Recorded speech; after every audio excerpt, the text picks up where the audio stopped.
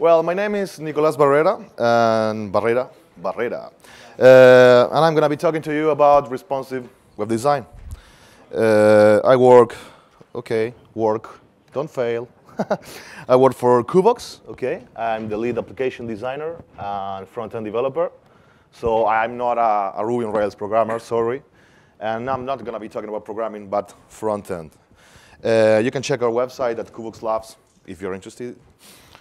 Well, point A is where I live, and point B is where we are at now. So I traveled for a long way to come here to speak to you, and I'm really happy to be doing so.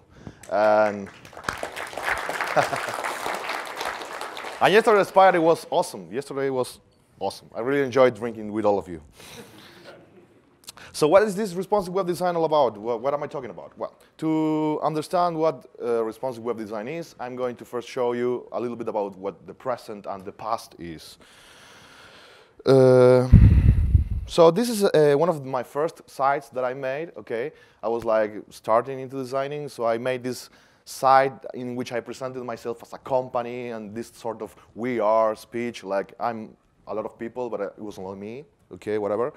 And it was a fixed layout site, like most of the sites that we know.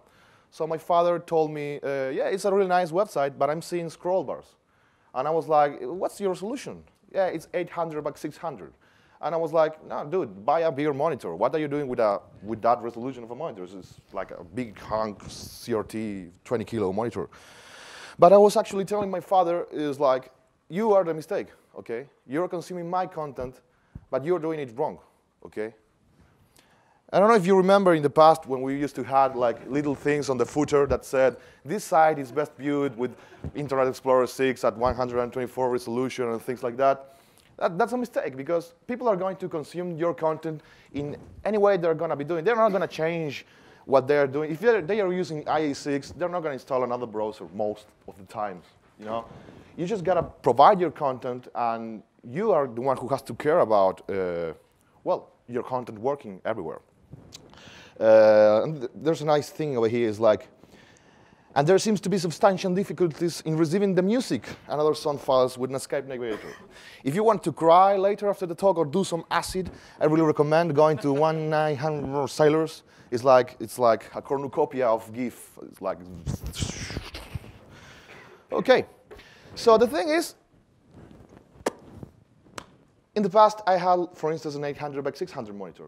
Then I bought like times changes, technology advances, you buy another monitor. It's a bigger monitor, bigger resolution. Then time passes again, you buy a bigger monitor.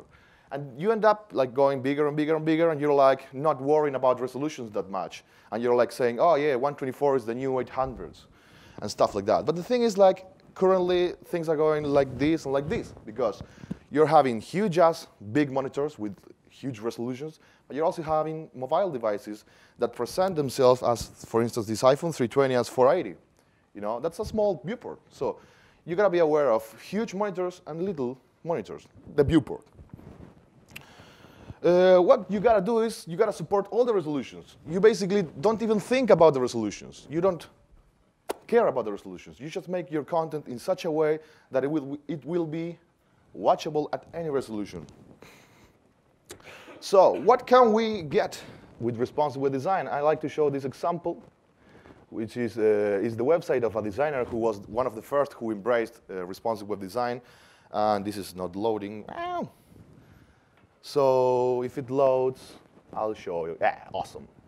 Awesome.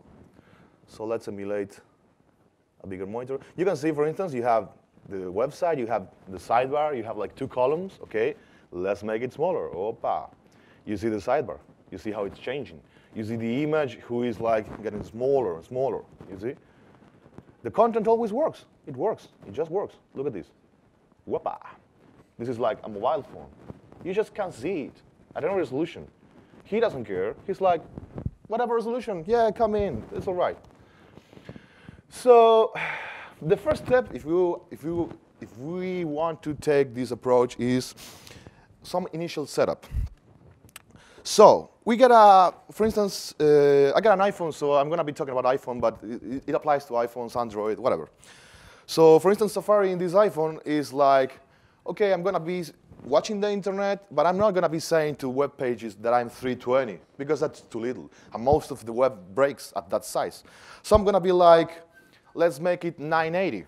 And he's watching everything like bigger but smaller in the thing. So you got to tell the browser, no. Sorry, but I know what I'm doing.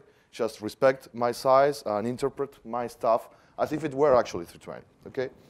And with this second one, you also disallow zooming, which helps because when you go from portrait mode, from portrait mode to landscape mode, sometimes some weird zooming happens that you can avoid with that. But I would really recommend to have like a good size, like a good font size, and for everything to be readable, because that's really important. And you're also taking away a power from the user, so you're gonna be responsible about that. And this is also the text size adjust declaration, because as the same way as he interprets things as 980, the font size will get bigger than that what you declare, also for legibility, okay? But you gotta say like, no, chill out. Just respect whatever I am telling you the font to be. The second step is the fluid layout, which is the most important step, in fact. We're gonna be working with an example, and this is gonna be the basic code. It's like a pretty vanilla basic structure, okay? We got a header with a title, a little navigation thing, a little for me, our main content, our sidebar, and a footer. Really basic, okay? So this structure will look like this with no CSS at all, okay? No CSS, like back in the old time. And look at this. It's pretty responsive. It's got no CSS at all, and well, it's flowy, nice. Because the div element, block level elements behavior is like, okay, guys, I'm gonna be as wide as I can, okay? If my father can take it, I'll be as wide as I can. But I'm only gonna be as tall as the content that I have. So they go the full way, okay? So we got this with no CSS at all, and we are gonna apply some visual styling, only visual, no layout, okay? Nice line height, we got a different font, some colors, but pretty much basically the same thing. And there's another important thing that I have to say, I guess. I'm presenting all this as an empty document, like starting a document from scratch. I've seen many examples in which people go like, okay, let's make this site who is already fixed layout and make it fluid, like transform it. It can get a little bit quite messy if you try to go that path. If you want to practice about this, I recommend just starting from scratch. Because responsive web design is not only about layout, it's also about the way you think about content, okay? And we're going to be talking about that. So first, to actually make the layout, we have to understand how percentages and ems behave. They are units of measurements for width and font sizes. We're going to see the first example. Okay, load. So this example is that we are going to be seeing is, these are nested divs, okay? These are one div inside of the other, okay? And look at this, whoa-bah. Everything is changing. Why? Because all the width, all the heights, they have width, height, margin, and padding. They are all set with percentages. So I like to have a little fun with elements in the page. I like to give them like characters and personas. You got the P element who likes to read a lot, and you got the div element who's like really strict, and the strong element who likes to go to bars and pick fights with people, you know? And there's a big family, because they are all children and cousins, and you got their parents. You know, it is a family. You gotta watch out about the family. And each of these divs is like, hey, Dad, I'm going to be 50% of what you are, because I love you. So this guy is 50% of his dad, and he's got a child, and the child says, hey, Dad, I'm going to be 50%. I love you too. And he's like, cool. So each one of these is 50% of their parent. So they are taking their parent as 0, basically. So, but an interesting thing to have in mind is, to take into account, is like margins and paddings related to top and bottom change according to the width and not the height. That's a little bit counterintuitive, but it's like that. So we can see that because when we decrease the width, it also goes a little bit up, because margins and paddings are changing because of the width and not the height. When we modify the height, opa, salí. When we modify the height, only the height changes, and the P elements who are absolutely positioned, okay? So that's cool, that's percentages. what happens if we increase the M size? Okay, let's go. Font size, 1M, 1.1. Okay, not much. Typography changes. Very well. Now we're going to see the same example, but with everything set with M's, okay? Loading time. So in this example, load. In this example, okay, I'm going to start talking. In this example, you're going to see that all these guys don't give a fuck about the window. They are like, window, we don't care. Because M's is a unit of measurement for typography. 1M is basically the width of the M letter, okay? And you can use that for positioning and giving properties to your elements, not only typography. It's not only for typography. And there's a lot of good things about that. Wow, this is not loading, man. Not cool. A ver si lo tengo nativo.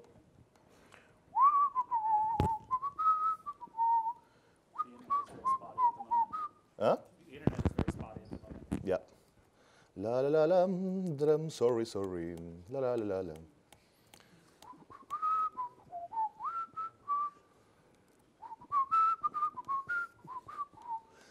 La. Very well. Okay, here it is. In this example, they don't care about the width of the window. We can see that because we do this and nothing changes. They only care about the width of nothing, about typography. Okay.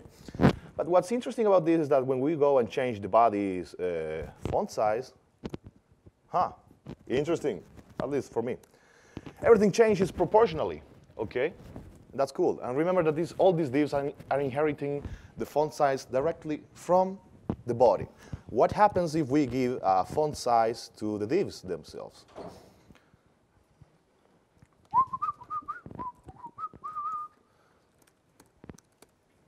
Wow. Okay, what's this? They're all getting proportionally larger. That's because they're also looking up to their father and say, hey, Dad, I don't care what size typography you are. For me, you're going to be 1. So each one of these is like, oh, my dad is 1.1, but not really. I'm going to be that 1.1, which is like a little bit bigger than his father. So each one increases proportionally. And this is like quite nifty when you, this is quite nice when you want to highlight things. For instance, at work we had an exchange of mails, and I wanted to preserve it because I sort of made an internal meme. And these are all elements, and this is like what I was saying. The only thing that changes here is that the width of that box, not the width, nothing. The font size is increased. But when you increase the font size, the actual font increases, but also the width, which is set in M's, which is looking up to what the font size is. I don't know if it makes sense, but when you think about it and you reason it, it does.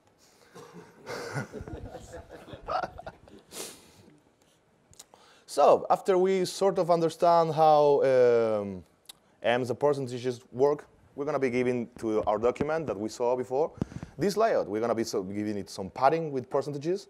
We're going to be giving a max width of 80 M's to the body, okay, and like centering it, and to all the main elements, some margins and paddings. And then to the main and to the sidebar, we're going to be floating them to each way and giving them with percentages again. So what do we get with all this? What the result? Okay. The result is this, okay? La, la, la. You can see that everything flows. You see all the content, it's percentages. You can be with a huge ass monitor.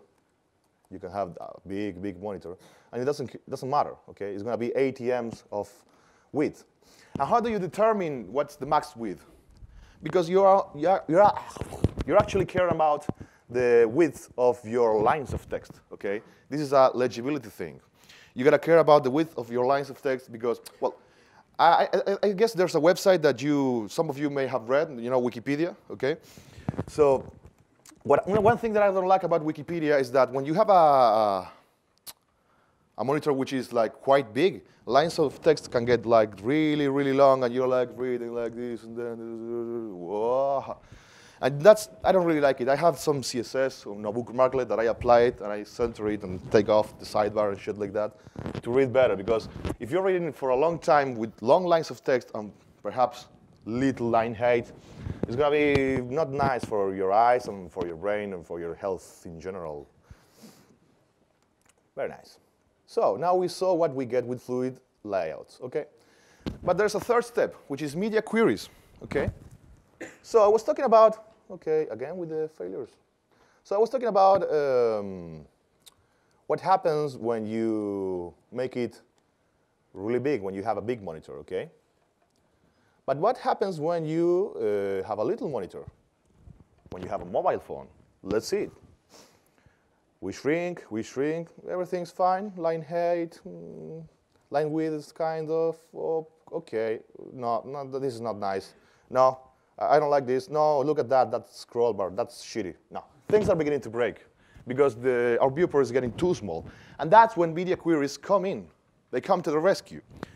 Media queries are basically an if on your CSS. You're saying if the viewport is beyond this size, apply this stuff.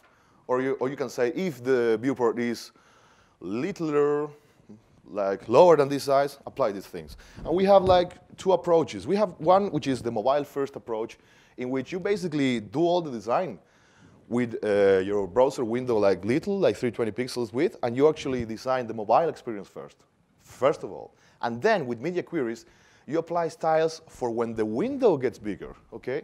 And this has several benefits. One of them is a way of seeing content, a perspective, okay?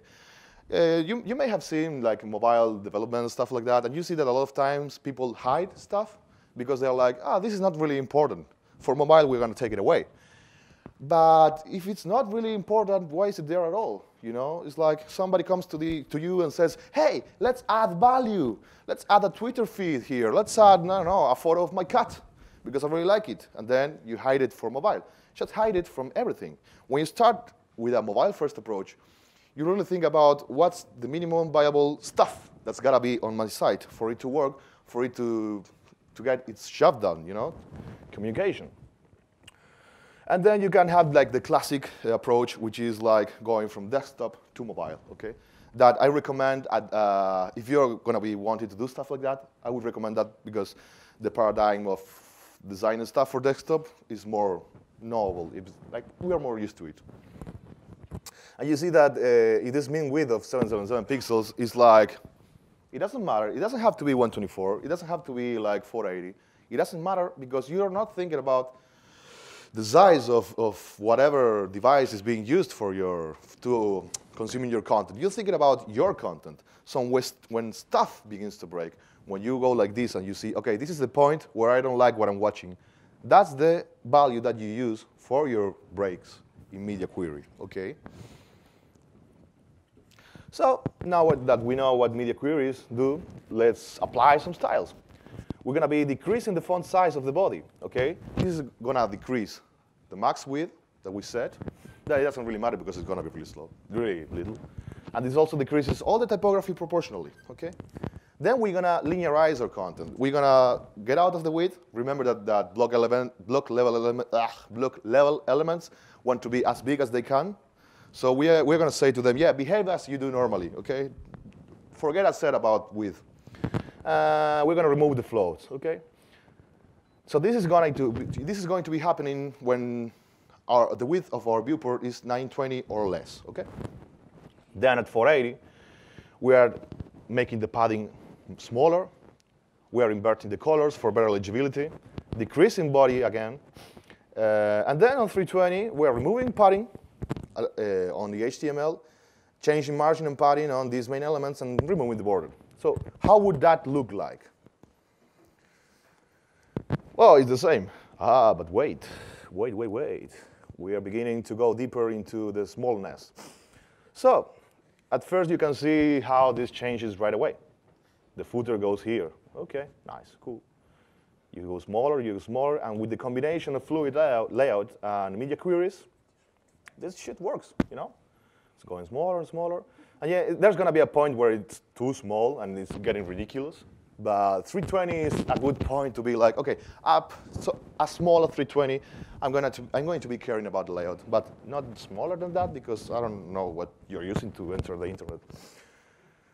Very well. So let's recap. First step, initial setup. We just put some meta tags on our header, some stuff on your CSS to respect our font size. We do a fluid layout, which is basically the magic of it, the real important stuff. And then media queries, which is basically fluid layout, but who triggers at determined sizes that you got to find out because your content is going to break. And I'm saying content breaks when you go smaller, but the content can also break when you go bigger. Because if you do the mobile-first approach, you see you design everything for mobile, but then when you get it bigger, okay, it's like, oh, lines of height are too, the lines of text are too long, you know, I'm not reading this nicely. So I'm going to change the layout. I'm going to perhaps give it some images. Perhaps, I don't know, making things different, okay? And the first step is sexy time, of course, that we're going to be having tonight. Empty your mind, be formless, shapeless, like water. And you put water into a cup, it becomes the cup. You put water into a bottle, it becomes the bottle. You put water into a teapot, it becomes the teapot. Water can floor or it can crash. Be water, my friend. That's it.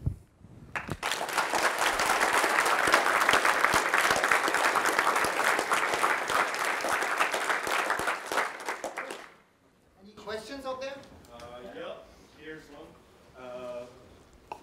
We have media queries, right? So we have like min height and max height. Let's say I have different background images of both.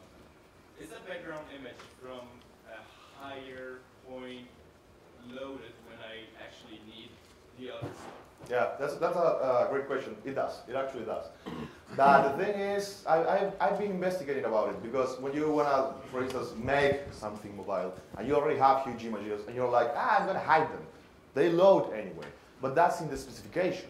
But I think that Safari on mobile phones is like, okay, I'm looking at this and I don't like this, so I'm not going to load it yet. I've made some examples for this, and I think that Safari doesn't. Okay. But you shouldn't rely on it because perhaps Android does. I don't really know because I haven't investigated that so much. But yeah, it's a good question to have in mind. Sorry? Yeah, I would like to ask you, what do you think about the comparison of Bootstrap versus Zope Foundation? Versus what? Zope Foundation. It's it's something like a Bootstrap, but it's much more thinner, and it also really care about the responsive. So what do you think? You should really take a look. No, I've seen Bootstrap, but I haven't seen this other one. The other one is, I guess, for the responsive things, it's much better than Bootstrap. I wanted to know, what do you think about it? Mostly I have an opinion about Bootstrap. When Bootstrap began, it had cases in which said, oh yeah, responsive. And when I saw the cases, I was like, no, this is not responsive. This is not cool. Okay, you're lying. But then it's in development. They are still doing stuff to Bootstrap, and right now it is actually responsive. I, in general, don't like front-end frameworks. They're really helpful when you're a programmer and you are like, I don't want to give a fuck about front-end. So you load up Bootstrap and you do your stuff, and it's awesome.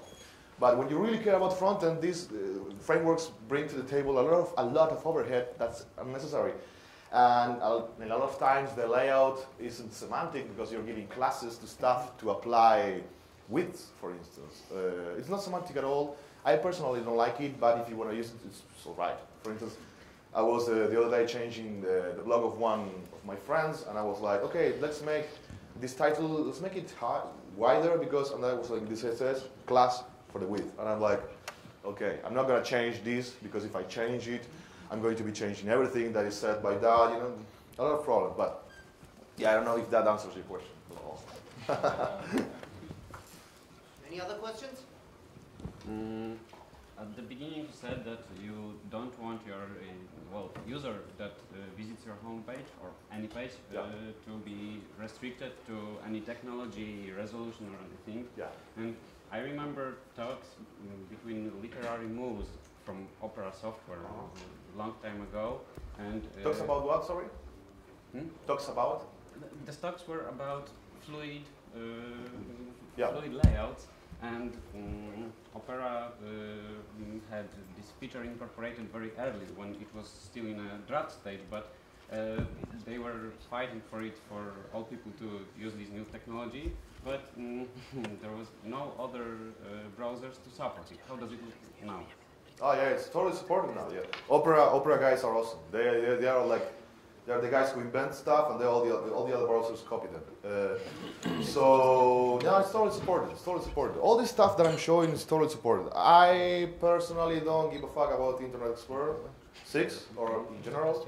I think that I haven't been testing for Internet Explorer since 2011, and no Internet Explorer at all. Through years of experience, I guess, I've learned to code stuff in such a way that it will work. It won't break. You can't do it for IE6. I mean, media queries are not even understood by IE6. I don't even remember. I just don't do it anymore. It's like fast. But no. All of the things that I'm showing are totally supported and they work everywhere. In the previous slide, I was only about I don't hear you. Sorry. about a year and a half ago, I launched a site where I was previously working with my team. Our team launched a site using responsive design. One of the big problems we had was with images. And what we want to do is we want to provide low resolution images or small versions of the images for mobile devices, then big immersive images. And I just wondered if you found a solution for that.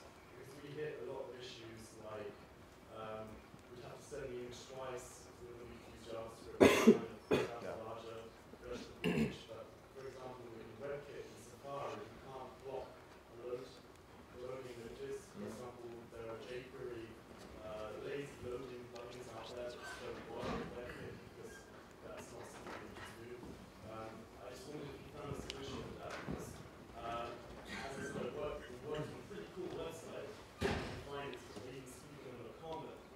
I started working on a plugin to try and do this and I couldn't find a solution. Yeah. That bit never worked. Yeah, that's a great question. So basically what he's saying is like, okay, we're making it smaller, the layout is changing, but if you have huge images for desktop, the people on mobile are going to have to load them anyway. So is there a solution for that? The last thing I know, the last thing that I read is that they were implementing a server-side solution for that. So there's no front-end only solution for that. I guess, I don't know if it was sniffing the actual browser or what, but I've read about a solution for it. I don't really know about it, but I guess you can do it. Sorry? If you want Ruby solutions that provide images on the fly, Ah. I recommend Dragonfly, Okay, which is a wrap. cool. You know what? Right. Any other questions?